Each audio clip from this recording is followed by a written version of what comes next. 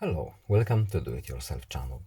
Today I will show you where to find the options and how to add vibrations to our ringtone in Samsung Galaxy S22.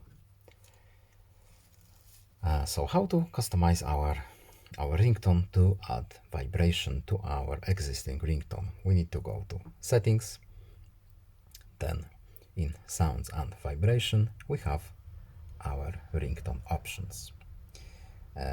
And here it is, vibrate while ringing.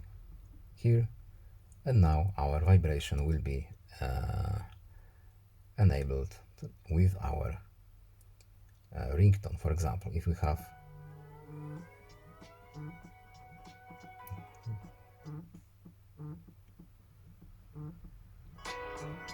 have very quiet ringtone and we don't want to make it louder, our vibration will notify us that our phone is ringing. I hope this video was helpful to you. Please leave a like and subscribe. Have a nice day and see you in the next video. Goodbye.